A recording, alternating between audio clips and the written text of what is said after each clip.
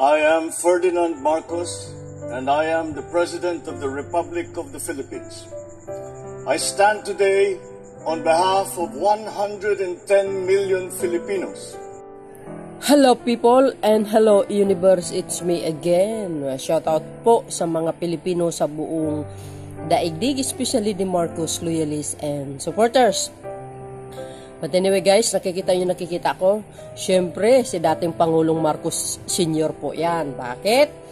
Alam nyo, although itong before mag-December kasi, mga kababayan, kahit anong klaseng kulay ka, madilaw ka man, or kakamping ka man, or DDS ka man, mga against the government, current government ngayon, which is ang Marcos administration, anti-Marcos ka man, mga kababayan, ikaw po ay makikinabang. Kung ikaw ay nagtatrabaho. Bakit? Kasi bago kasi mag-December yan, yung mga kumpanya nagbibigay po ng 13-month pay yan.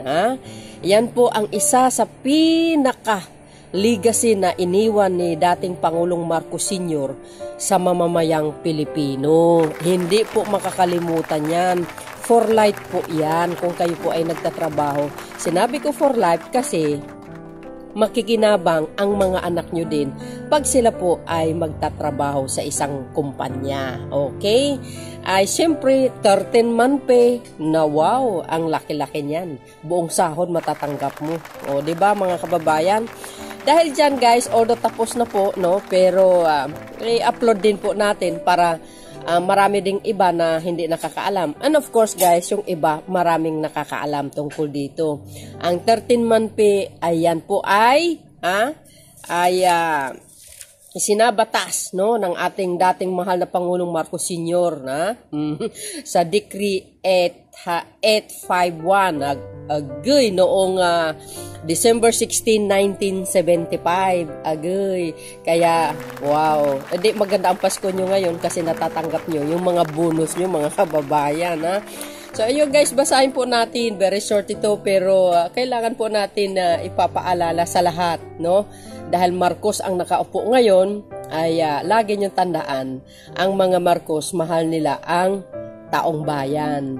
And because of this 13-month pay, yan po ay mananatili sa puso't isipan ng mamamayang Pilipinos. Dahil sa dating Pangulong Marcos Sr. Ayan, guys para sa atin lahat po yan.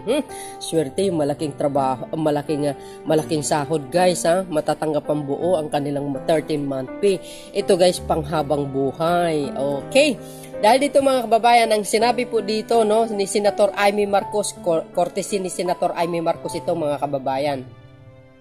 Sabi niya po dito, alam nyo ba na ang 13-month pay ay ginawang mandato ng aking ama na si President Ferdinand Edralin Marcos Sr. Siyempre guys mandato talaga yan.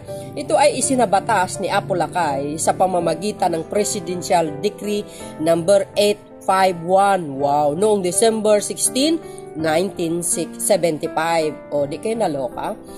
Dahil dito, ang mga employer ay kailangan magbigay ng 13-month pay na karagdagang benepisyo sa kanilang mga empleyado kada taon. Tama po yun. Nasa batas din na dapat matanggap na ang 13-month pay pag mga empleyado hindi lalampas sa December 24. Before guys yan, dapat matanggap na nila para pambili ng kanilang mga Noche Buena. Yan ang kinagaganda po ng 13-month pay. 2 araw na lang lahat nakatanggap na ang 13-month pay. Yes!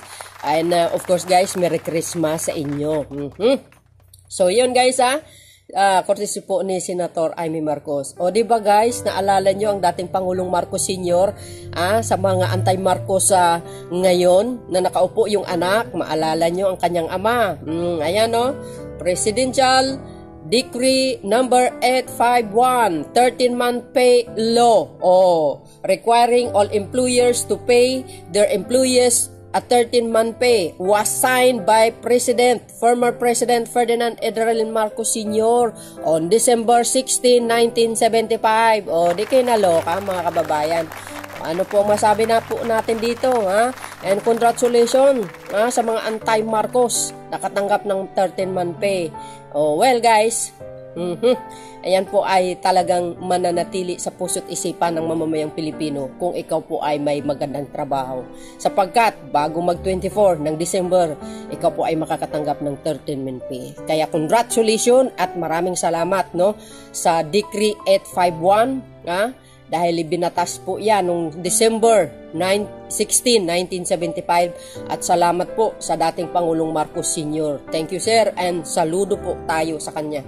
Thank you guys for watching and see you again on my next upload videos. Don't forget to like, hit the bell para lagi kang update sa aking mga upload videos. Mag-ingat po kayo and God bless Philippines. Babush! Bye!